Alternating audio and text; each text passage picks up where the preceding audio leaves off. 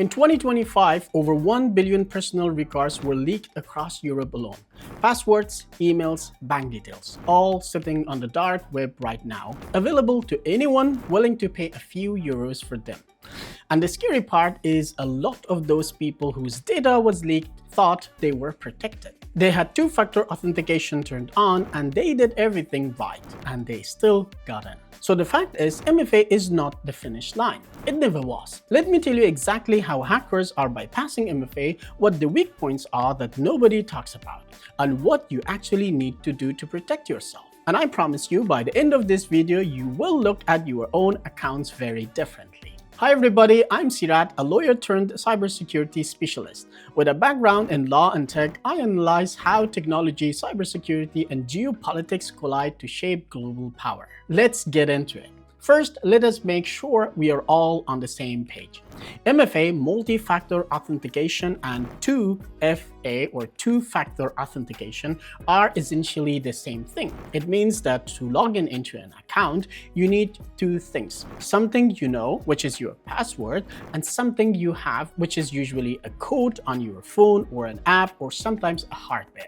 The idea is simple. Even if someone steals your password, they still cannot get in without the second factor that you have. Write to me in the comments and tell me whether you use MFA or not, and if yes, for how long. Because I read every comment and write detailed responses. And yes, it is genuinely better than having no MFA at all. That part is completely true. The problem is too many people stop there. They turn it on and they feel safe. And that false sense of security is exactly what attackers are counting on. Now, there is where it gets uncomfortable. Password reuse is still one of the most common problems in 2026. Not just among everyday people, among IT professionals too. Someone sets have the same password across 10 or 15 different websites. One of those websites gets breached and suddenly every single account that shares that password is compromised. Maybe one of them is their online banking, maybe one of them is their company email. It happens more than you think. There's a free website called Have I Been Pwned? The link is in the descriptions below, and watch this video until the end because I tell you step by step how to use the website, and then go check your email to see if your email is breached or not. And it will tell you exactly which data breach your information has appeared in. The results are often surprising and sometimes genuinely alarming. Please share the results with me if any of your emails were breached or compromised in the comment section below. So the thing is, you are often managing multiple accounts across multiple countries. If you're an expat, for example, a bank account, maybe an account back home, LinkedIn, work portals, cloud services. The attack surface is bigger than most people realize. The more accounts you have spread across borders, the more important your password hygiene becomes. Now back to MFA. Most people, when they think about two-factor authentication, immediately think about SMS. You log in, you get a text message with a code, you type it in, you are done. It feels secure. The problem is SMS-based MFA is actually the weakest form of two-factor authentication available. Here's why. There's a technique called SIM swapping. An attacker walks into a mobile carrier, pretends to be you, and convinces them to transfer your phone number to a SIM card they control. Once they have your number, every SMS-based authentication code goes straight to them, not you. Them. And this is not a rare, highly sophisticated attack. It is shockingly common, and it has been behind some of the most high-profile account compromises in recent years. Several major European banks still rely primarily on SMS for authentication, which means their customers are exposed to exactly this risk. Are you still on SMS, or have you already moved to an Authenticator app? Drop it below in the comments, please, after you like and subscribe. So if SMS is the weakest option, what should you be using instead? Authenticator apps. Google Authenticator, Microsoft Authenticator, these and similar ones, these generate a time-based code directly on your device, completely separate from your phone number. An attacker cannot SIM swap their way into these. They do not intercept a text message. The code lives on your device and expires in 30 seconds. For most people, this is the right level of protection for most accounts. Now, here's a practical tip that a lot of people overlook. Many platforms had an Authenticator Apps support in the last 2 or 3 years that did not offer it before. It's worth going back through your old accounts, things you set up years ago and barely use anymore, for checking whether they now support a proper Authenticator app or not. Upgrade your MFA method wherever you can. These old accounts are often the ones that catch people out, believe me. And if you want to go one level further, hardware security keys like YubiKey or offer another layer on top of that. You physically plug in or tap a device to authenticate. The newer biometric versions require your fingerprint as well, which means even if someone physically takes the key from you, they still cannot use it without your fingerprint. This is the strongest form of MFA currently available to individuals. Before I go further, if you're finding this valuable, hit the like button right now. It helps this channel reach more people who genuinely need to hear this. Subscribe if you're new here because we cover exactly this kind of practical real-world IT content on a weekly basis. So back to the topic. You can have a strong password. You can have an Authenticator app set up correctly. You can do everything right. And a determined attacker can still get into your account without ever touching your password or your MFA code. How? Through something called session token theft or cookie stealing. Here's how it works. When you log into any website, your email, your company portal, your bank, that website creates a small file called session token or cookie. This file basically says this person has already logged in and been verified. Let them through. It is what keeps you logged in without having to re-enter your password every few minutes. Now, if an attacker can steal that token from your device, they can copy it into their own machine and log in to that same website as you without needing your password, without needing your MFA code. The website just sees a valid session token and opens the door. This is not theoretical. Security researchers demonstrate this regularly and it works on almost every major platform.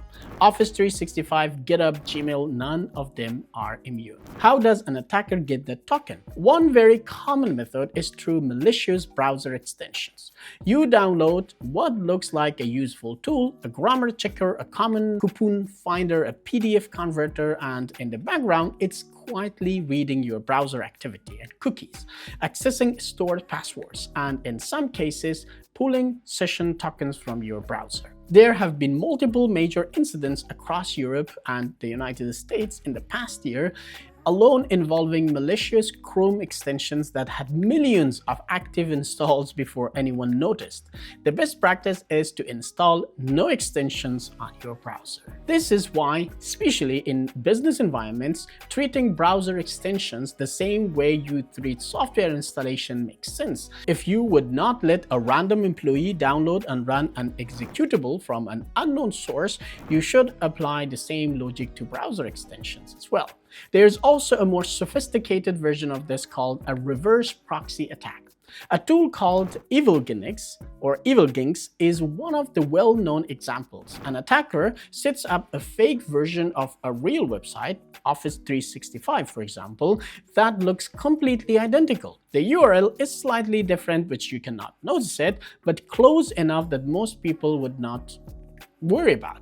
You visit the page, you enter your username and password, you complete the MFA, and you successfully log in to Office 365. Everything feels normal. What you did not know is that a proxy server was sitting in the middle of that entire process, capturing your session token in real time. Now the attacker has it and can use it from anywhere. There is another attack worth mentioning called MFA bombing or MFA fatigue. This is where an attacker already has your password. They attempt to log in repeatedly and your phone gets flooded with MFA approval requests. Some people, after getting their 20th notification in a row, just tap approve to make it stop. That single tap is all the attacker needed. So what is the actual solution? What does a properly protected person or organization look like this year? The answer is layered security combined with something called zero trust principles. The idea is that instead of just verifying who you are, you also verify where you are connecting from. Platforms like Office 365 have built-in tools called conditional access policies, where you can restrict logins to a specific trusted IP addresses or device types. If a session token gets stolen, the attacker cannot use it because they are not connected from a trusted location. The stolen token becomes useless. For individuals, the practical takeaway is this: use an Authenticator app for every account that supports it. Audit your old accounts and upgrade the ones still using SMS. Never store passwords in your browser. Use a dedicated password manager instead. And for your 2 or 3 most critical accounts, your primary email, your bank portal, memorize those passwords. Do not store them anywhere, digital or on a paper. That is your last line of defense, and it should live in your head, not on a database. Here's something that puts all of this in perspective. Assume the bad guys already know more about you than you think. Your address is on Facebook. Your school is on LinkedIn. Your pet's name is somewhere in an old post. Your old email and password combination is probably already in a data breach somewhere. The question is not whether they have some of your information, they likely do. The question is whether you have made your accounts hard enough to get into that they move on to an easier target, unfortunately. Because that is actually how most cybercrime works. It is not a targeted personal attack, it's automated systems scanning for the weakest accounts. Make yourself harder than average and you dramatically reduce your risk. This matters even more when you are living and working across European borders. Under GDPR, companies operating in the EU have strict obligations around data protection, but those regulations protect your data in transit and storage. They do not protect your account if your password is weak or if your MFA method is outdated. That responsibility sits with you. If this video helped you think about your own security setup differently, I want to hear from you in the comments. What MFA method are you currently using? Are you still on SMS, or have you already moved an Authenticator app or maybe hardware? Drop it below. It genuinely helps me understand what kind of content to make next. And if you know someone, a colleague or a friend or a family member who's still relying only on SMS or no MFA at all, share this video with them. It might be the most useful thing you do for them this year. Subscribe if you are not already part of this beautiful community. We cover IT, careers, cybersecurity, geopolitics, and life in Europe for people who want real practical information. And the next video is something you are going to want to watch. Stay safe out there. I will see you in the next video. Bye.